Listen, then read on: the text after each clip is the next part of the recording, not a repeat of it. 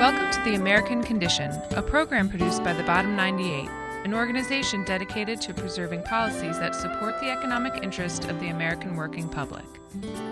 The American Condition series will look at the country's economic climate and discuss how current issues relate to our nation's working people. Everything from minimum wage to immigration to government regulation, we will discuss it all. The goal of this series is to help you understand the relationship between free market capitalism and your personal economic security. It is our hope that you come away from this program asking yourself, how is free market capitalism working for me?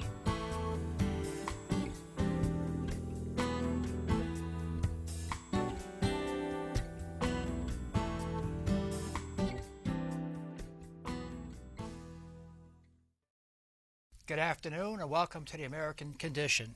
Today we're going to change our format and basically just address some basic economic terms so you'll have better understanding for future series. Today we're going to discuss basically Economics 101. What is economics? Economics has also been referred to as the dismal science, and with good reason. What is a study of economics? Economics is basically the study of how people and societies make their choices. And we make these choices out of needs, wants, and scarcity. No matter how rich an individual is or a nation is, there is always scarcity.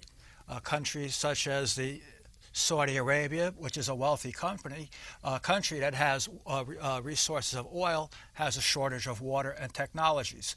So we find out when we look at economics, we have to look at how we understand it and make our decisions based on the realities of the marketplace.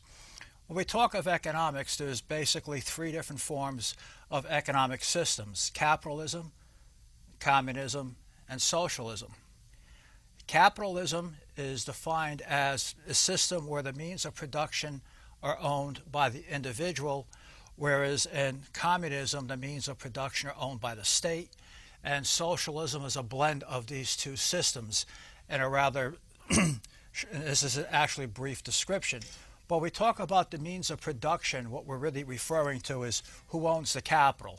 In the United States and many capitalist countries, what that simply refers to is that individuals have a right to own that capital means of production. You can own factories, you can start your own business, and it's done at the private level. In a communistic system or in communism, the means of production are owned by the state. That's not to say they're not capital intensive. If you look at what's going on in the world today, especially in China, China's economy is booming, and it may certainly outpace Japan and the United States as the number one economy by the year 2012 or 2030. What makes their capitalism different from ours? In the United States, for the most part, all our enterprises are owned by private individuals. If you look at Apple, computers, or any of the main large corporations in America today, IBM, these are all owned by private enterprise or stockholders. In communist countries, the means of production are owned by the state. China is a very well capitalized country, and for the most part their corporations are owned by the state. So any profits that derive from those corporations go directly back to the state, and it goes back to basically solve the problems of that country. Where the United States is the company in turn for its effort to start an enterprise, reaps those profits, and then pays the state taxes on its earnings. And this is a great debate currently in Washington now, if we're going to cut taxes or cut spending.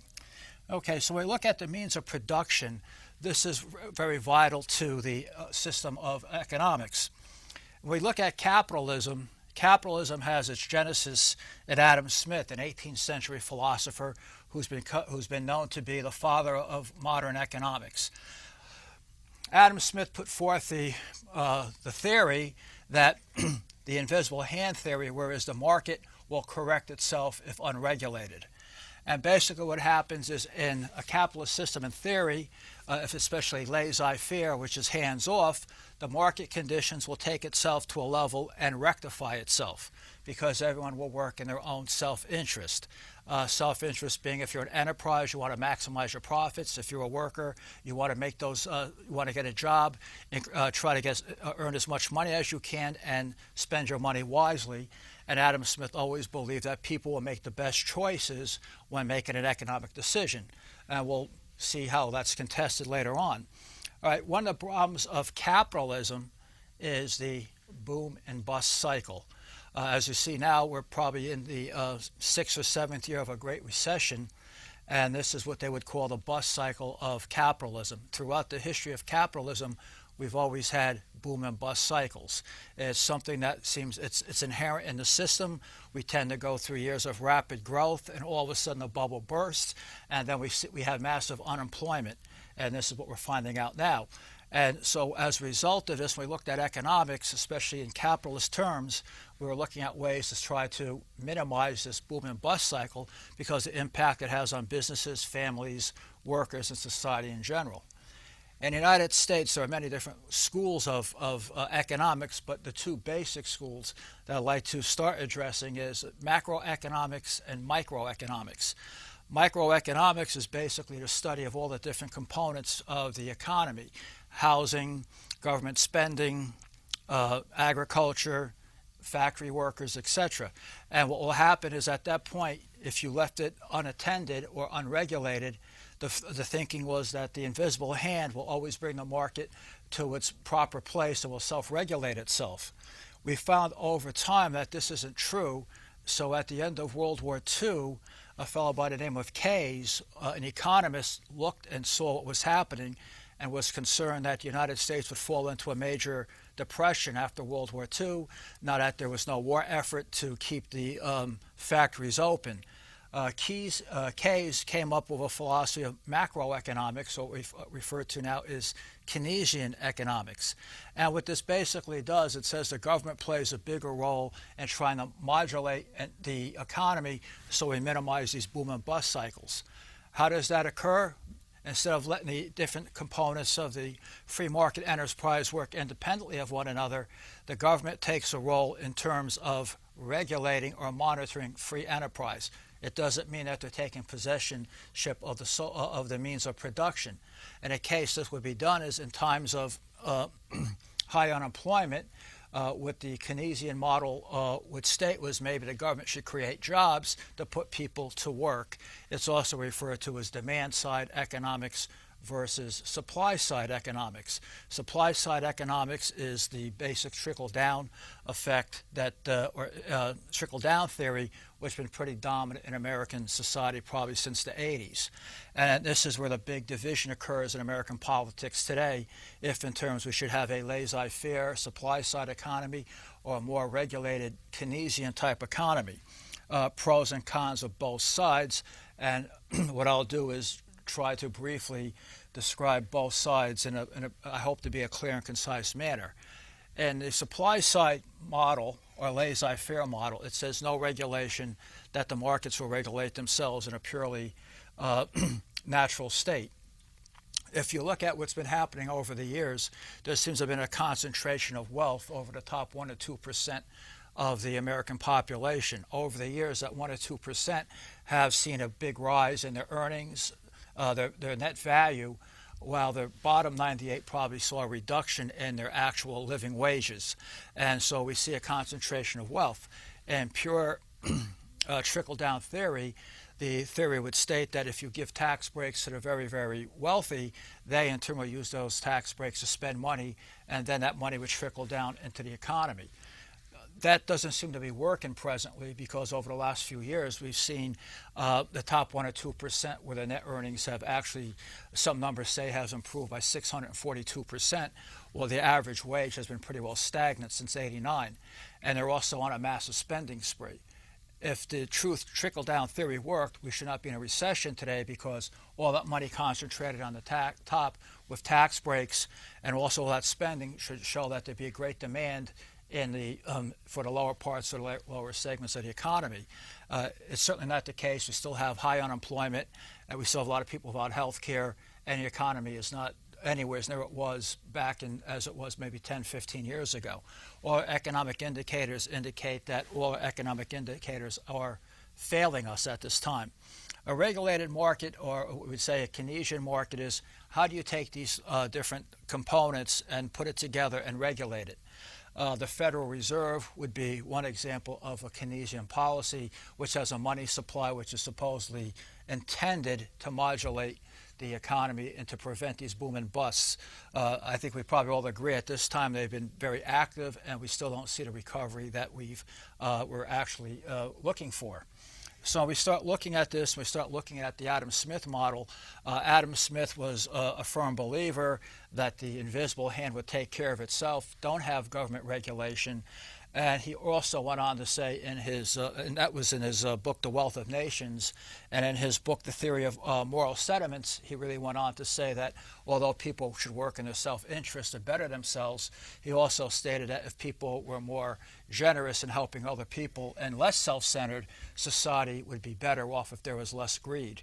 So I think if we look at Adam Smith, he becomes, I think, a pretty interesting prophet for economics. He's, at one hand, he's telling the virtues of a free market society, and he's also stating that it could be abused. When we look at regulation today, there are many forms of regulation. Big battle in Washington today is, should we regulate or not? You have one side that wants, just overstating it for the purpose of examples, is that one side wants to see massive regulation, one side wants to see no regulation. When we look at regulation, especially nowadays, it seems to conjure up some very negative stereotypes of socialism, things like that, were not the case. In a free market society, a true free market society, regulation also means regulating doctors, dentists, accountants, professionals, engineers. And because what the state will do, or the government will state, is certain academic standards for people to perform. That is a form of regulation. We also regulate, for argument's sake, the airline industry, where we regulate how a plane has to have preventive maintenance to prevent any forms of accidents.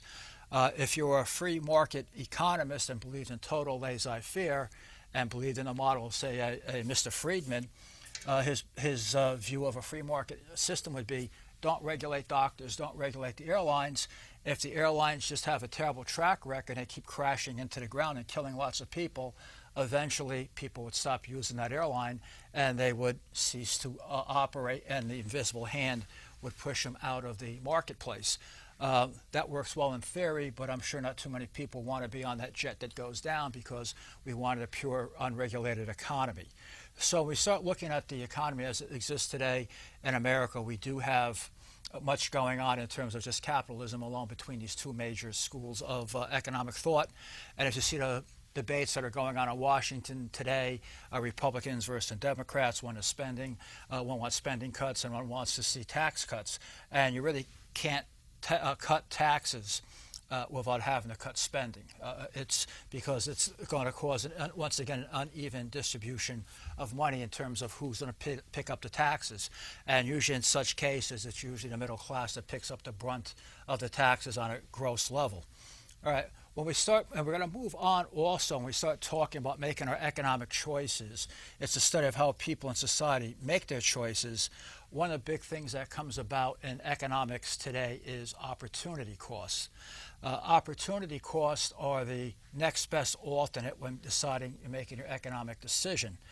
Now, when we talk of economic or opportunity costs, the classic example is a student or someone after graduating high school decides to make the choice of either going to college, or if they should just get into the workforce and possibly take on a job or get into a trade.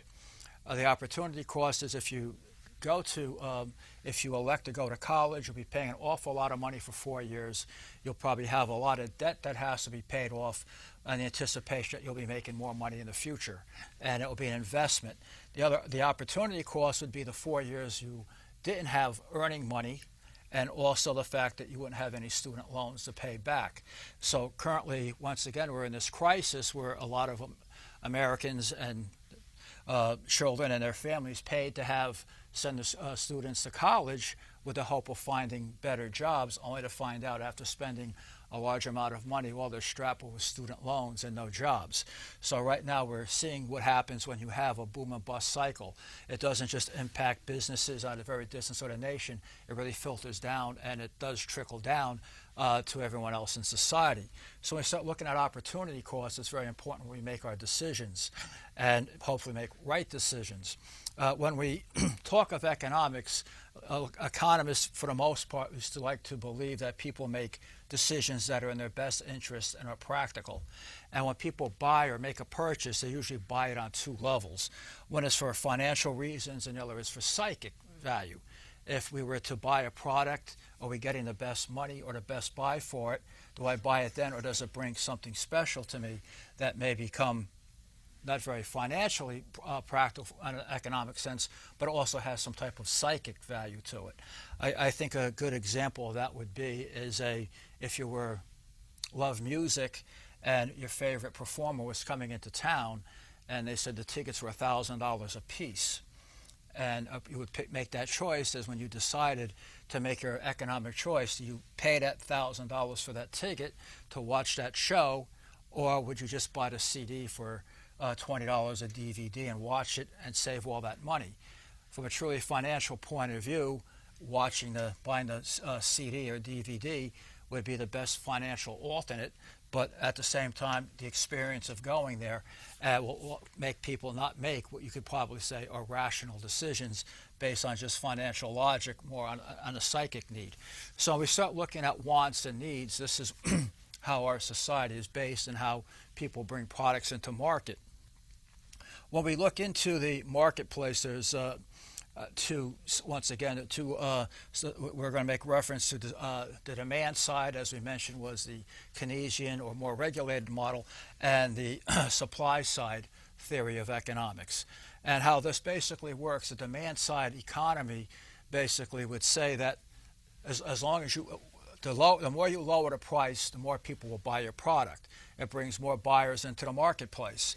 If you were selling a product at X amount of dollars, you would sell so much. If you lower the price, you would increase it because now you're bringing more buyers into the marketplace. So that's creating a demand.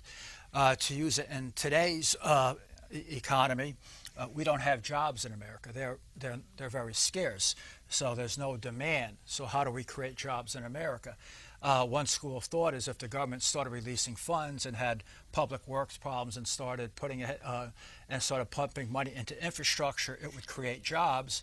Then people would come off unemployment. They would not be having to be paid unemployment or Social Security, and then give up those benefits and actually come to work, pay taxes, and those taxes will help defer the cost of the investment.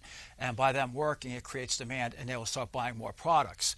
So that is one of the keynotes of the Keynesian policy. So when we start looking at wants, needs, and scarcity, we look at it in terms of supply and demand. The supply curve basically states that the more expensive a product is, more people will buy it, and it will bring more producers into the marketplace. An example of that it sounds odd that people would spend more money on something when they could buy it for less, because one side is saying the less the product is, the more it's going to sell, and the other side says the more expensive it is, the more people will buy it. That's a contradiction. It may seem as a contradiction, but what economists do is they plot the supply versus the demand graph that crosses an equilibrium point where you don't have excess supply or excess demand, and that would be what we'd have a perfect economy. When we start looking at examples of why people would pay more money for something that they could have purchased at a lesser price. If you look at the boom cycle, if someone were interested in buying a home, and say we're coming out of a recession, and a home builder decides to put up a housing development. The first 2 houses or 3 houses are going to sell at a relatively low level to bring people into it, to get their product into the marketplace. As those houses start selling and more people want them, that developer then can turn and raise the price of those houses because now people have the funds to pay for it. So that's a true supply side model. In the event when that recession starts occurring and you have an oversupply or excess supply of those houses, what eventually happens is less people could afford to buy them, and you'll also see those house prices slip. And as the prices fall, it creates more of a demand in that sense because you have more people in the marketplace that could afford them now. So that's how a demand supply curve would work in the real world. Now we try to plot this against what we would call the production possibility curve. This is something that's always debated in Washington today, and the question is, or what's also called, it's basically referred to as the PPC, production possibility curve. It's basically guns or butter. If we're watching the political debates that go on now between Republicans and Democrats, the question is, where do you spend, where do you not spend, and what do you cut? Although the American economy is still the world's greatest economy, there is a finite sense of money that it has. You can only tax your taxpayers so much before you drive them into bankruptcy, so there's only so much tax money you could derive from that. So after you reach the maximum amount of taxes that you could basically pull out of your society, the question is, how do you spend those tax dollars for the best interest of the country, for the country? So if you look at it from a guns and butter perspective, do we spend that money to build more weapons? Do we spend that money to engage in more wars? Do we do it for increase our military capabilities and technology? And every dollar that's spent there, that's one less dollar spent on social programs. So what politicians are trying to do today is look at this and try to balance out what could they do. For every dollar given to a social program, that's one less armament that's not purchased. So that's the debate that's going on, and politicians have to make a decision what's a bigger priority in American society today. So that's when we look at the demand curve versus supply curve in terms of the gross, in terms of wants, needs, and scarcity. Also, we have to look at the gross domestic product. This is a term that's used by economists. It's a gauge for how well our economy is doing. And it's for all goods and services manufactured and provided and purchased in the United States. The higher the GDP, the sign that the economy is doing well. And we also use this in terms of a CPI, Consumer Price Index. Every now and then you may hear something that the CPI is at 3%, 2%. That's the rate of inflation. It's a government standard that's done, that the government puts out to a certain degree. It regulates commerce. Nobody has to follow the CPI, but that's a nationwide gauge of how inflation is going. A lot of times if you engage in a lease, if you're a business, it will say your escalation was based on the CPI. If your CPI was 2.5%, that year your rent would go up 2.5%. And same with salaries. If the CPI was at 3.5%, then in turn you would receive a raise of 3.5%. And this way it seems to, theoretically, it brings balance into the workplace. The downside of that is not true, because what will happen is if you're making X amount of dollars a year and the CPI goes up at 3% and you're given a 3% raise, you're actually right back where you started the year before. And so you don't have an extra 3% disposable income for you to use. Also, a lot of factors are not considered, are not part of that CPI. Something like bank fees, ATM fees, things like that. It's basically a shopping cart of groceries that the government purchases on a quarterly basis and sees how much it has gone up or down. And a lot of it is not included in the CPI. Anybody who went to a bank and had a check bounce and paid $50 will find that the percentage of that rate is certainly far in excess of 3%. So a lot of these factors don't come into play. And as a result of it, you may be getting a 3% increase in terms of a raise, but if your real inflation rate is 6 or 7%, or say 6%, you're losing 3% a year in actual dollars of salary. And that's what happens when you see the income of most Americans eroding, because salaries are not keeping pace with the with inflation. There are some schools of thought that like to make the claim that the CPI is overinflated. And that what would happen is if you were to go buy certain groceries, if there's a certain brand that you preferred and you bought it for years, and that brand goes up, you should then take a lesser brand that you could take, and that would keep the CPI down. And basically that's a way of saying if this was your standard of living and you were to buy these products because if you felt they were better products, some economists will feel that you're not really entitled to that. You should really, if you're not giving enough money, you should be able to buy down to keep the CPI down. I don't really think that's a good way of looking at how a person should purchase their products, being forced back down, down the food chain to accommodate that. But that's a debate that's going to have to be ironed out in Washington. When we look at buying products, one of the things we look at is the elasticity of a product. How much will that price go up or down before you change your decision on it? A classic example would be in terms of someone who was a drug addict who needed their drugs. No matter how much that price would be, the need for it would cause them to pay any cost for it. And that shows that there's an elastic demand in a marketplace. And what will happen is, how does that work? We tie that back into supply and demand.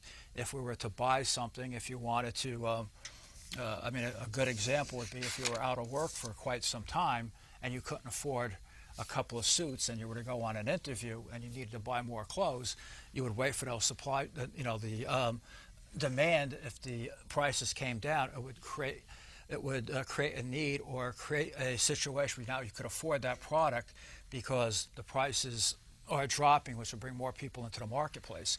You probably see this right in town locally during the recession or prior to the recession.